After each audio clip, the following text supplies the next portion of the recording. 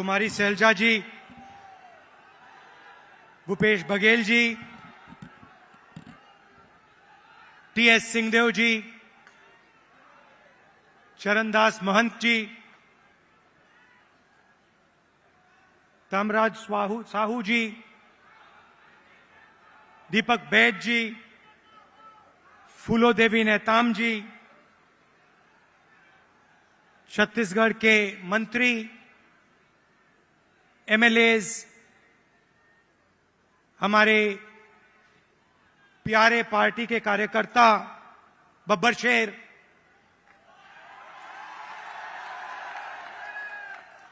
और शेरनिया,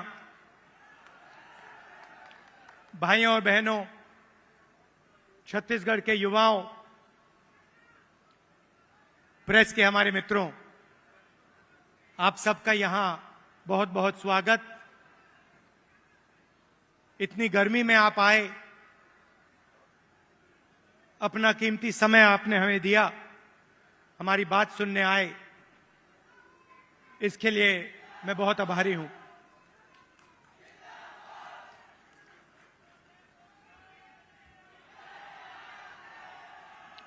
कुछ ही महीने पहले कर्नाटक में चुनाव हुआ। एक तरफ बीजेपी और उनकी विचारधारा, दूसरी तरफ कांग्रेस पार्टी, हमारी विचारधारा।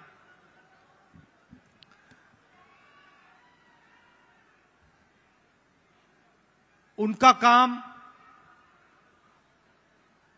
लोगों को बांटने का, नफरत फैलाने का, हिंसा फैलाने का।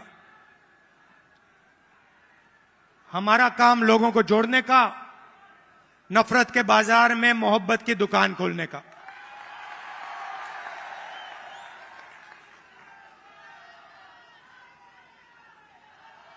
और कर्नाटक में हमने कहा, जैसे पहले हमने छत्तीसगढ़ में वायदे किए थे, किसानों को सही दाम देने का वायदा जो हमने पूरा किया, किसानों का कर्जा माफ किया, बिजली बिल हाफ किया, जैसे हमने यहां वायदे किए थे, वैसे ही हमने कर्नाटक में 5 वायदे किए। चुनाव से पहले बीजेपी के लोग हर बार वो कोई ना कोई नंबर निकाल देते हैं। कोई कहता है 230 सीट आएंगी,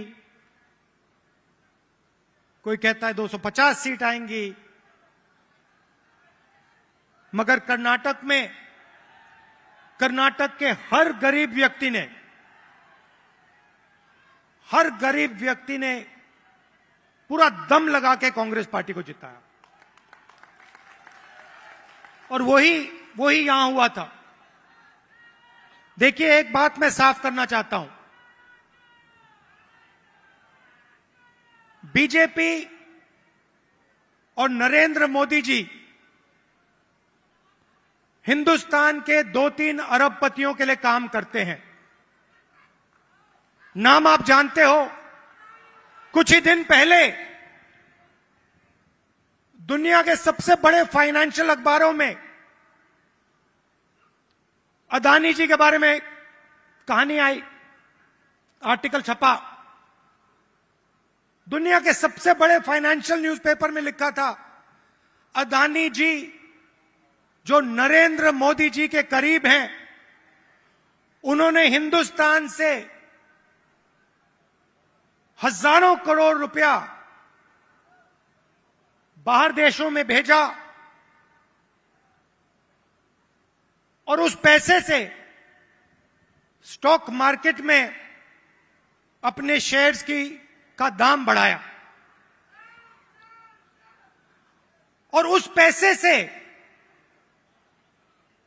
अदानी जी, आपकी जो पूंजी है,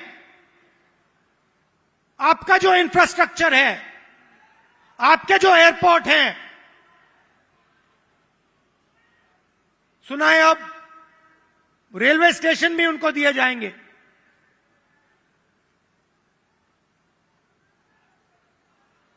पूरा का पूरा एक व्यक्ति के हवाले किया जा रहा है।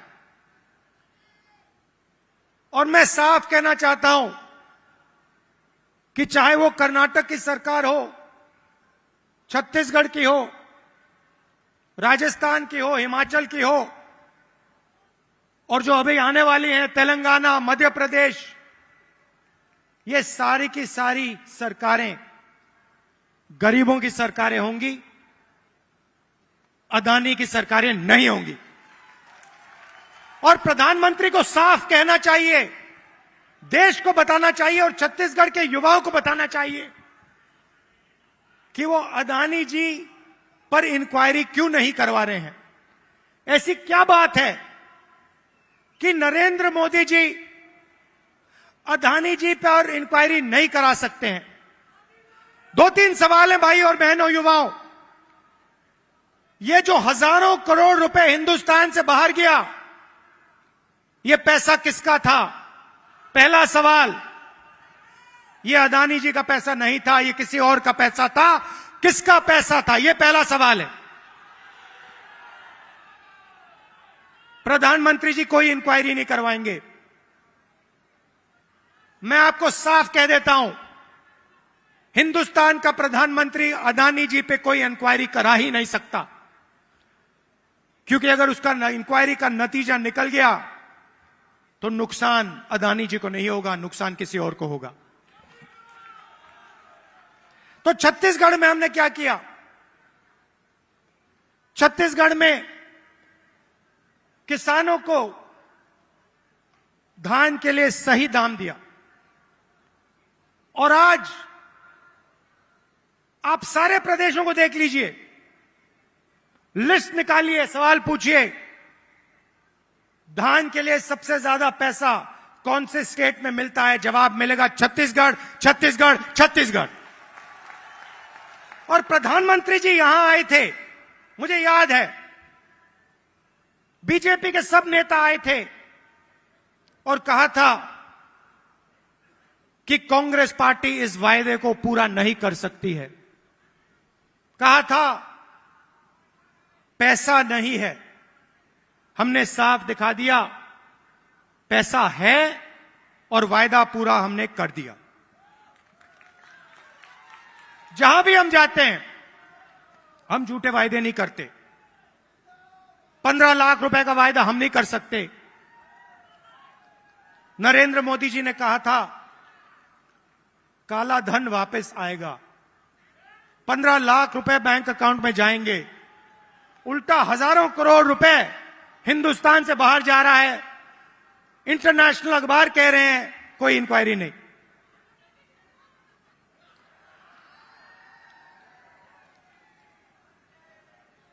तो अब छत्तीसगढ़ के युवा जो हैं, आपकी बहुत बड़ी जिम्मेदारी है और हम चाहते हैं कि आप प्रदेश को चलाने में, राजनीति को चलाने में आगे आएं। आपको पीछे नहीं रहना चाहिए। आपकी जो नई जनरेशन है, भविष्य आपका है। आने वाले समय में छत्तीसगढ़ आपका है और आपको आगे बढ़ना पड़ेगा। और इसीलिए हमने राजीव युवा क्लब आपके लिए बनाए हैं। हर क्लब को 1 लाख रुपए, 3 लाख युवाओं को क्लब में हमने जोड़ा है। और ये ऐसे नहीं जोड़ा है, मैं आपको साफ बताना चाहता हूं। हमने इसलिए जोड़ा है कि आप इस प्रदेश को चलाने में, इस प्रदेश को चलाने में आप भाग लें। और हम आपके लिए राजनीति के दरवाजे खोलना चाहते हैं कि कुछ ही सालों में आपके बीच में से छत्तीसगढ़ के एमएलए, प्रधान, नेता चुन के आए, इसलिए हमने यह काम किया है। दो तीन चीजें मैं और कहना चाहता हूं। जो हमारे आदिवासी भाई हैं, आपके लिए हमने पैसा कानून लाया, आपकी जमीन की रक्षा की। मैं आपसे एक बात कहना चाहता हूं, हम आदिवासी शब्द का प्रयोग करते हैं। आदिवासी का मतलब जो हिंदुस्तान के ओरिजिनल मालिक हैं। आदिवासी का मतलब इस देश की जो जमीन है, जो धरती है, उसके सबसे पहले आप मालिक थे। मतलब आपकी जमीन पर,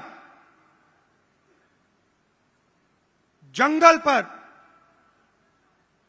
जल पर आपका हक बनता है। बीजेपी ने एक नया शब्द निकाला है, वनवासी। इस शब्द का बिल्कुल दूसरा मतलब है। हम चाहते हैं कि आदिवासी युवा जो भी सपना देखना चाहें, देखें और उस सपने को पूरा करें। डॉक्टर बनना है, इंजीनियर बनना है, बिजनेस चालू करना है, लॉयर बनना है, जज बनना है, मैन्युफैक्चरिंग यूनिट शुरू करना है, सब चीजों में आपको शामिल होना चाहिए। वो चाहते हैं कि आप जंगल में ही रहें, आप जंगल के बाहर ना आए। शब्द के पीछे सोच है भाई और बहनों। उनका कहना है कि आप पहले हिंदुस्तान के मालिक नहीं थे, आप जंगल में रहते थे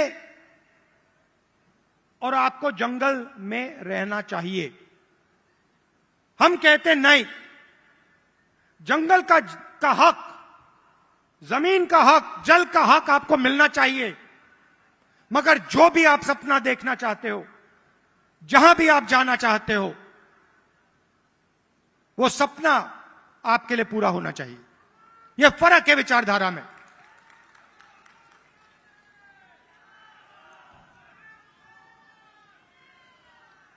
और पूरे देश में भाई और बहनों,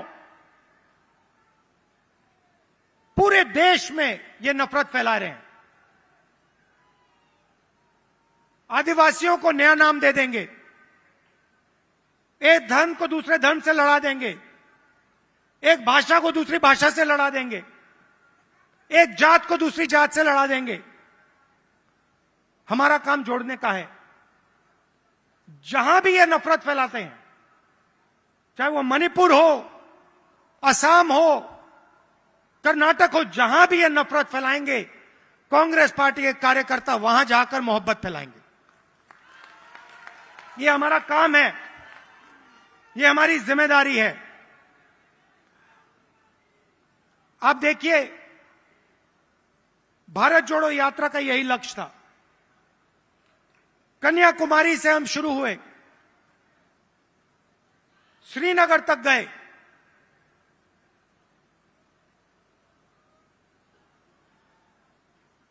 मीडिया में इन्होंने, बीजेपी के लोगों ने हर रोज ये कुछ ना कुछ उल्टा सीधा बोलते हैं, नफरत फैलाते हैं। भारत जोड़ो यात्रा ने पूरे हिंदुस्तान को जोड़ने का काम किया। हर धर्म को, हर जात को, हर भाषा को हमने याद दिलाया कि आप सबसे पहले हिंदुस्तानी हो और आप सबको एक साथ मिलकर, मोहब्बत के साथ, इज्जत के साथ रहना है। यह यात्रा का मैसेज था और यह बहुत गहरा मैसेज था, नया मैसेज नहीं था, बहुत पुराना मैसेज है। सदियों से यहां पे छत्तीसगढ़ में और बाकी प्रदेशों में लोगों ने यह मैसेज दिया है और यही कांग्रेस पार्टी का और हिंदुस्तान का डीएनए है। हम जोड़ते हैं, वो नफरत फैलाते हैं। हम किसानों के लिए, मजदूरों के लिए, छोटे व्यापारियों के लिए काम करते हैं, वो 2-3 अरबपतियों के लिए काम करते हैं। कुछ साल पहले मैंने बघेल जी से एक बात कही। मैंने कहा, जहां भी मैं जाता हूं, मैं युवाओं से पूछता हूं, आपके सामने सबसे बड़ी मुश्किल क्या है? बीजेपी ने जो हिंदुस्तान की रीढ़ की हड्डी है, आर्थिक रीढ़ की हड्डी है, उसको तोड़ दिया है। जो छोटे व्यापारी थे, जीएसटी और नोटबंदी ने उनको खत्म कर दिया, जानबूझ के खत्म किया। और जब भी मैं इनसे पूछता हूं, आपके सामने सबसे बड़ी मुश्किल क्या है, कहते हैं बेरोजगारी। और मैंने छत्तीसगढ़ के चीफ मिनिस्टर से कहा, देखिए, छत्तीसगढ़ में अलग अलग स्किल्स हैं, हर डिस्ट्रिक्ट में आप कुछ ना कुछ बनाते हो, मगर जो छोटे बिजनेस वाले होते हैं उनको बैंक का पैसा नहीं मिलता, उनको मीडिया का सपोर्ट नहीं मिलता। और मैंने छत्तीसगढ़ के चीफ मिनिस्टर बघेल जी से कहा कि आपका फोकस इन छोटे व्यापारियों पे होना चाहिए, छोटे बिजनेस वालों पर होना चाहिए। बैंक के दरवाजे उनके लिए खोलने चाहिए और मार्केटिंग हो तो इनके लिए हो। और खुशी से मैं कहता हूं कि बघेल जी ने इस पे काम शुरू कर दिया है और इससे आने वाले समय में लाखों युवाओं को फायदा मिलेगा, हजारों नए बिजनेस खुलेंगे और लाखों युवाओं को रोजगार मिलेगा। देखिए, आपको सिर्फ छत्तीसगढ़ की नहीं सोचनी है। छत्तीसगढ़ हिंदुस्तान का सेंटर है।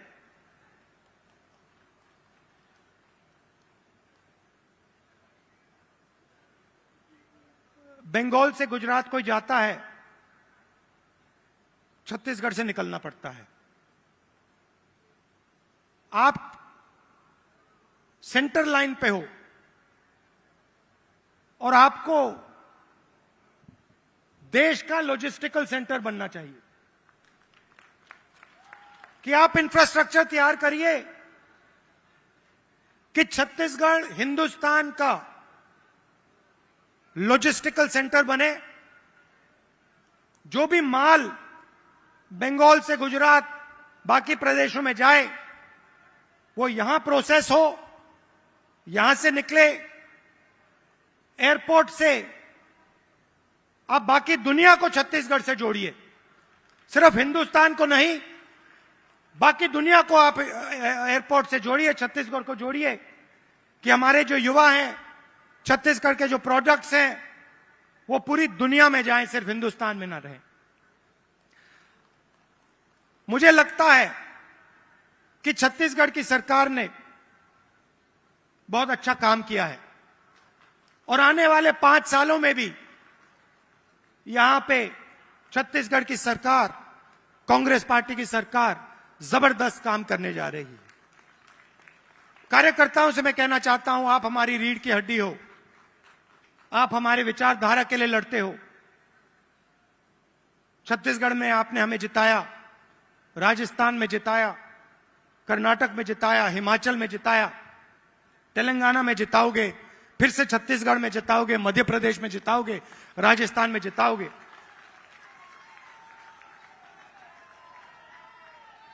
हमारी बघेल जी, हमारी सरकार को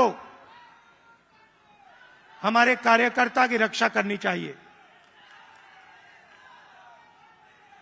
करती है, मगर और डट के जो हमारा कार्यकर्ता है उसे लगना चाहिए कि मैं कांग्रेस पार्टी का कार्यकर्ता हूं, मैं कांग्रेस पार्टी की विचारधारा के लिए लड़ता हूं और मरता हूं।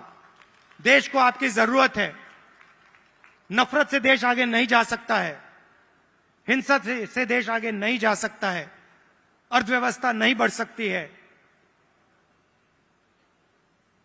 मोहब्बत से, इज्जत से काम किया जाता है, और अगर देश को जोड़ा जाता है, सबको एक साथ लाया जाता है, तो देश तेजी से प्रगति करता है। आप सब यहां आए, इतने प्यार से आपने मेरी बात सुनी, इसके लिए आप सबको दिल से धन्यवाद। और जो युवा हैं जो अब इन क्लब्स में शामिल होंगे, आप याद रखिए, छत्तीसगढ़ का भविष्य आपका है, आपकी बड़ी जिम्मेदारी है। आपको राजनीति में आना है और आपको छत्तीसगढ़ को भविष्य में चलाना है। बहुत बहुत धन्यवाद। जय हिंद, नमस्कार।